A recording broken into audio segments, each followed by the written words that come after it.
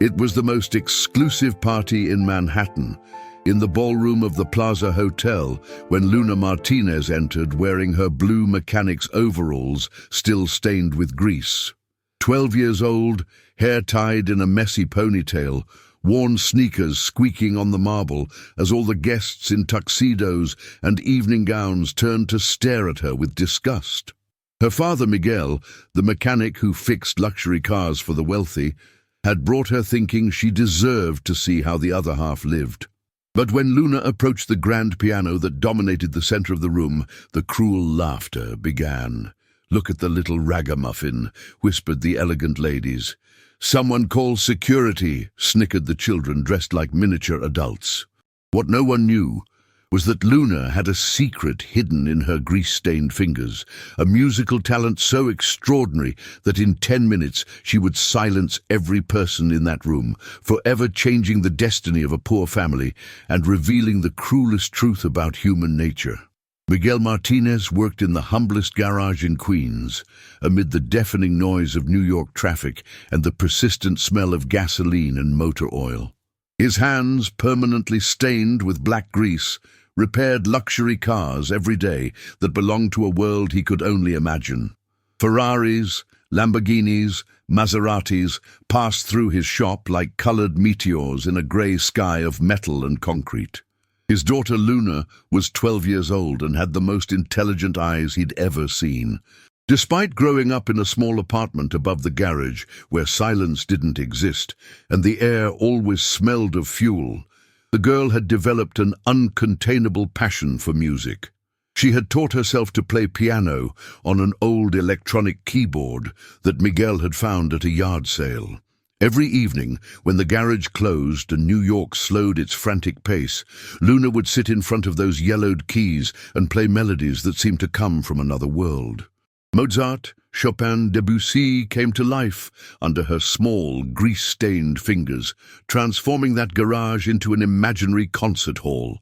Miguel would listen from below, leaning against his wrenches, and feel his heart break for not being able to offer more to this child who deserved everything.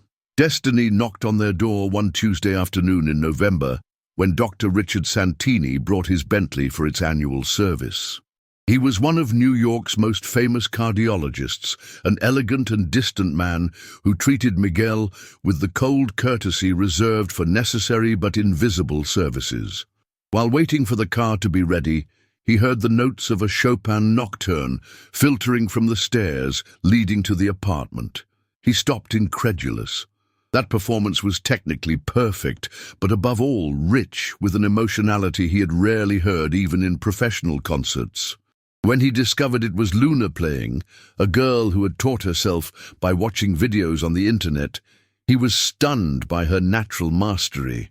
For half an hour he remained listening, increasingly amazed by the naturalness with which Luna moved from Bach to Rachmaninoff, interpreting each piece with a musical understanding that went beyond her age. When she finished, Santini was moved and told her she had extraordinary talent. Then he made a proposal that changed everything. That evening, there was a charity gala in the ballroom of the Plaza Hotel, an exclusive event to raise funds for the children's hospital where he worked. He wanted to bring Luna, have her perform in front of influential people who could help her. Miguel hesitated, knowing his daughter wouldn't look good in that environment, but Santini insisted that talent had no social class. Luna accepted with the innocent enthusiasm of children who don't yet understand how cruel the world can be. She prepared carefully, washing her hands multiple times to remove every trace of grease, tying her hair in a neat ponytail, wearing her only clean dress that still looked shabby next to the elegance that awaited them. When they arrived at the hotel that evening, Miguel and Luna immediately felt out of place. The doorman looked at them suspiciously. The guests observed them with curiosity mixed with annoyance. Luna walked beside her father, trying not to stumble on the polished marble, gripping his calloused hand tightly, while disapproving glances followed them through the salon illuminated by crystal chandeliers. Dr. Santini welcomed them warmly, but even he seemed suddenly aware of how jarring the contrast was between Luna and the surrounding environment. The girl approached the magnificent Steinway grand piano that dominated the center of the room, unaware of the contemptuous looks that followed her. It was then that the whispers began, then the muffled laughter, finally the openly cruel comments. The golden world of Manhattan showed its cruelest face to a 12-year-old girl whose only fault was being born on the wrong side of the city. The Plaza Hotel's ballroom sparkled with a wealth Luna had never imagined possible. Bohemian crystal chandeliers hung from the frescoed ceiling, reflecting golden lights on precious marble and furnishings that cost more than her family earned in a year. The guests moved through that space with the naturalness of those born to belong to that world. Luna followed Dr. Santini through the elegant crowd, aware that every step she took created a silence of disapproval around her. Her clean but cheap dress, worn shoes, hair tied with a simple elastic, everything about her screamed her humble origins in an environment where even the smallest detail spoke of wealth and refinement. Santini introduced her to various people as the young musical promise he had spoken of, but the smiles she received in response were cold, formal, devoid of any genuine warmth. The elegant ladies looked her up and down with eyes that measured people's worth by the cost of their clothes. The children present, miniature copies of their wealthy parents, observed her with curiosity mixed with superiority. When Santini announced that Luna would perform at the piano, the crowd's murmuring grew more intense. Someone commented loudly enough to be heard that it was inappropriate to have such a girl play at such a prestigious event. Others whispered that it was surely a publicity stunt in poor taste. Luna felt the weight of those stares as she approached the Steinway piano. It was a magnificent instrument, black and shiny as a mirror, with an elegance that highlighted her simplicity even more. When she sat on the padded bench, her legs barely touched the pedals. But it was when she began to raise her hands toward the keys that the humiliation reached its peak. A lady in an expensive dress exclaimed loudly that those dirty hands would ruin the piano. Even though Luna had done her best to clean herself, stubborn traces of garage grease remained under her nails. Stains that at home were a sign of honesty and work, but here became symbols of inadequacy. A boy, dressed in a magazine-worthy suit, pointed at her laughing and asking why that girl was so dirty. His crystalline laugh, devoid of malice but devastating in its innocence, triggered a chain reaction of sarcastic smiles among the adults. A woman with jewelry that sparkled brighter than the chandelier lights commented to her friend that she didn't understand what Richard was thinking bringing her there, that this was a charity event, not a zoo. The words hit Luna like slaps, even though the woman had pretended to whisper. Miguel watched his daughter with a broken heart. He saw his brave little girl trying to maintain dignity while the world judged her for something she couldn't control, being born poor.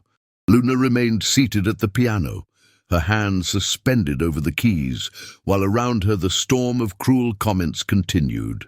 Her eyes, which usually sparkled with curiosity and joy when she saw a musical instrument, now filled with tears she desperately tried to hold back.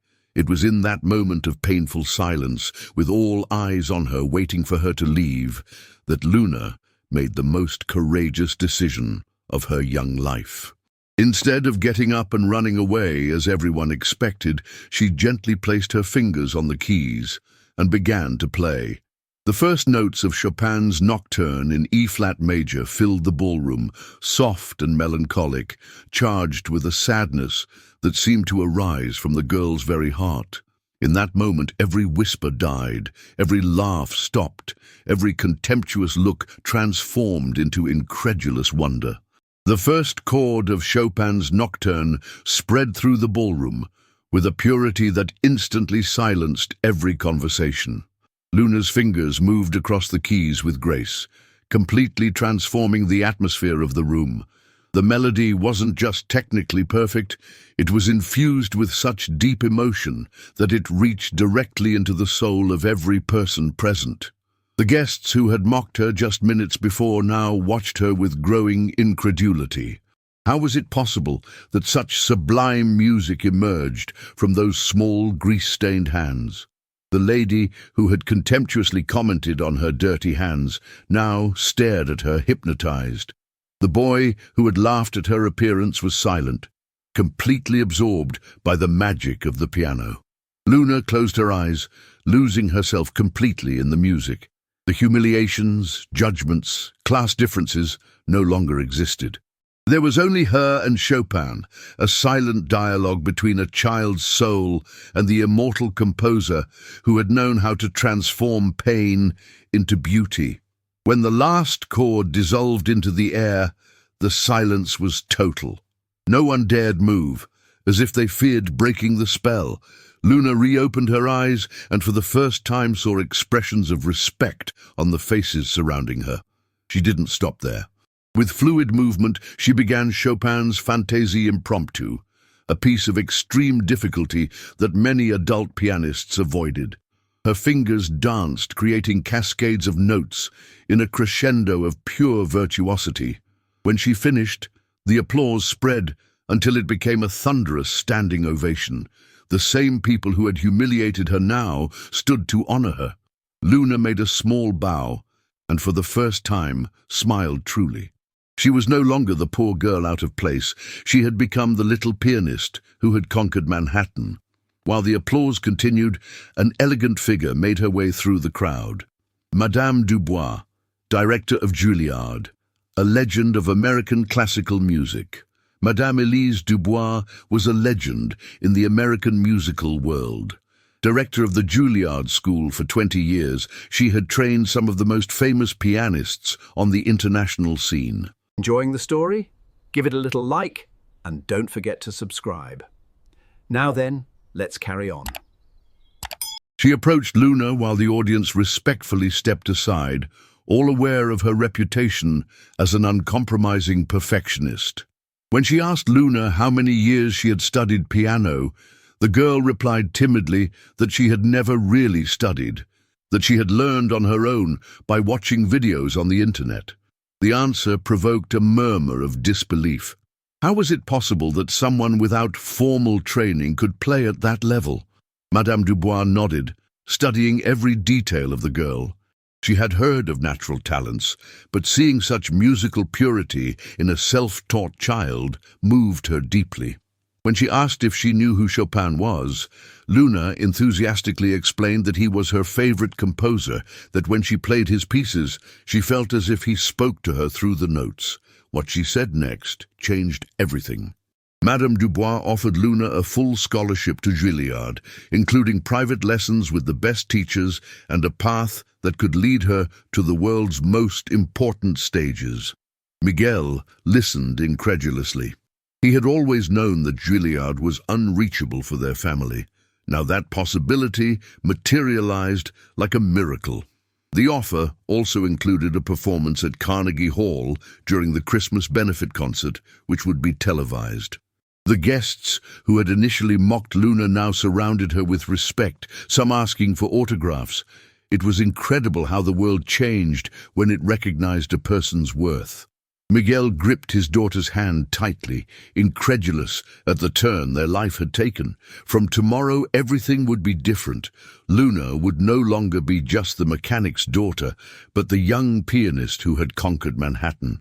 The months following that magical evening at the Plaza Hotel completely transformed the Benedetti family's existence. Luna began lessons at Juilliard with an enthusiasm that infected everyone around her. Every morning she woke at dawn to immerse herself in a world of intensive musical study that nourished her like water nourishes a thirsty plant. Madame Dubois had assigned Luna to Professor Martinez, one of Europe's most respected pianists, who had initially been skeptical about teaching a self-taught child. But after the first lesson, he was completely won over by her natural musicality and the hunger for learning she demonstrated. Luna's days at Juilliard were intense and rigorous. Music theory in the morning, piano technique in the afternoon, music history in the evening. But for her, it was never enough. She often stayed in the practice rooms until late evening, exploring increasingly complex repertoires, absorbing knowledge with the speed of someone finally discovering their destiny.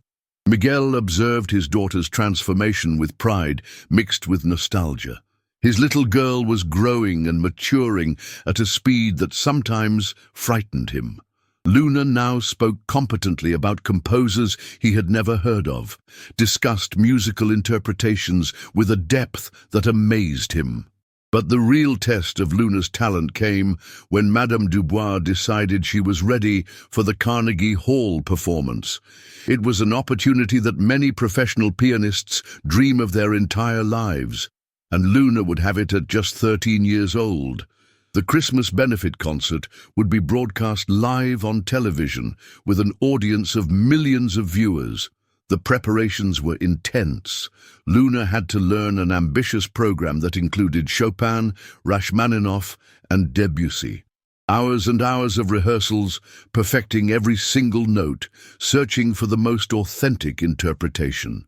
Professor Martinelli worked with her with a dedication that went beyond professional duty. News of Luna's Carnegie Hall performance spread throughout New York. Newspapers began to take interest in the story of the garage prodigy, as she had been nicknamed. Photographers and journalists began showing up at Miguel's garage, eager to tell this modern musical Cinderella story. Miguel handled the media attention with the simple wisdom of someone who had always worked with his hands. He protected Luna from excessive publicity, but at the same time was proud that the world finally recognized his daughter's worth. The evening of the Carnegie Hall concert arrived in a whirlwind of emotions.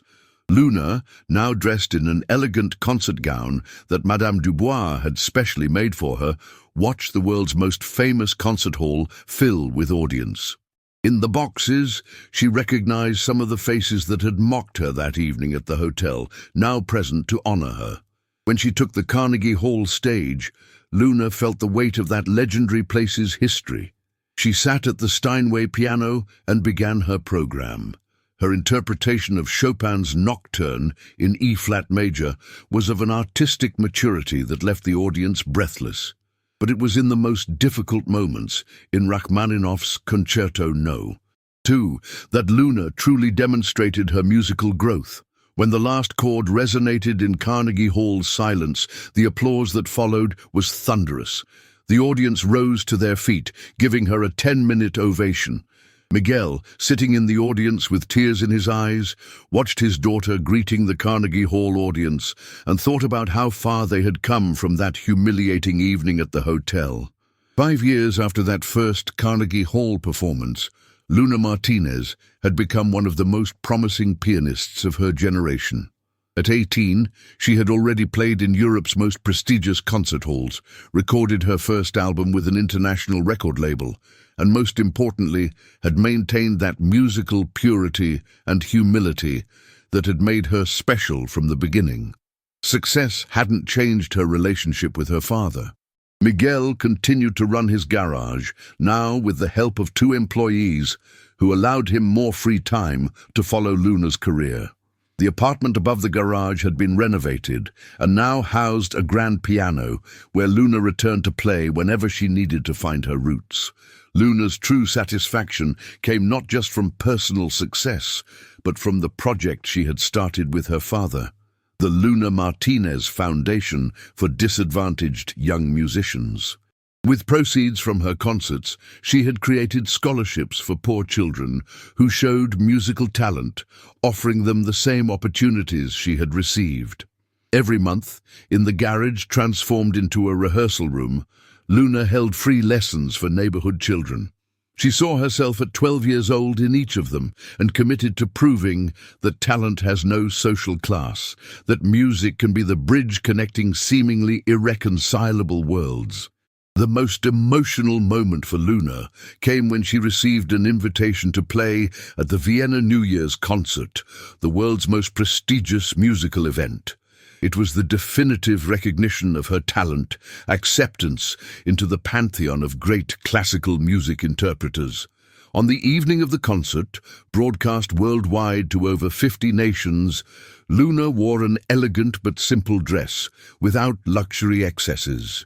When she sat at the Vienna Musikverein piano, she thought of that 12-year-old girl who had entered a Manhattan hotel, trembling with grease-stained hands. The program she had chosen was symbolic. It began with the same Chopin nocturne she had played that first time, as a tribute to the moment that changed her life. Then it moved to more complex compositions, demonstrating the artistic growth of these years of intensive study. But the most touching moment came when, surprisingly, Luna rose from the piano and took the microphone. With a firm and clear voice, she dedicated the concert to all the children in the world who dream but think their dreams are impossible because of the circumstances in which they were born. She told her story, that of the girl mocked for her dirty hands who found in music the strength to redeem not only herself, but also the dignity of her father and all those who work with their hands to build a better world. She spoke about the importance of looking beyond appearances, of recognizing people's worth regardless of their social origin. When she returned to the piano for the last part of the concert, the atmosphere in the hall had changed. Her interpretation of Liszt's Hungarian Rhapsody No. 2 was of such emotional power that it left the audience in silence for long seconds before the longest applause in New Year's concert history exploded. Among the audience, connected via satellite from New York, Miguel watched his daughter with infinite pride. Beside him sat some of the people who had mocked her that evening at the hotel, now her friends and supporters of the foundation. It was incredible how time and recognized talent could transform enemies into allies. But for Luna, the most beautiful moment came after the concert, when she received hundreds of messages from children around the world who had felt inspired by her story. Letters from little musicians playing on improvised instruments, from poor families who now believed in their children's dreams, from teachers who had understood the importance of looking beyond appearances. That night, back in her Vienna hotel, Luna called her father. She told him she was proud not only of becoming a recognized pianist, but above all, of remaining the daughter of mechanic Miguel Martinez, of never forgetting where she came from, and of using her success to open doors for others. Miguel told her that her mother would have been proud of her, not just for the music, but for the person she had become, someone who had transformed humiliation into strength, pain into beauty, others' judgment into an opportunity to prove that a person's worth isn't measured by the grease under their nails, but by the greatness of their heart. Luna Martinez's story had become legend in New York. That girl who had entered a hotel trembling with dirty hands had proven that miracles exist, that talent can flourish anywhere, and that sometimes a single performance can change not only one's own life, but also how the world looks at beauty and human worth. Every time she played now, Luna carried that first humiliation with her like a talisman. It was the memory that kept her anchored to reality, that prevented her from forgetting that true greatness doesn't come from the stage, but from the ability to remain human, even when the world acclaims us. And in her fingers, those fingers that had once been judged too dirty to touch a precious piano, the magic of that girl who had found in music not only her destiny continued to live, but also proof that love and talent can triumph over every prejudice and every human cruelty.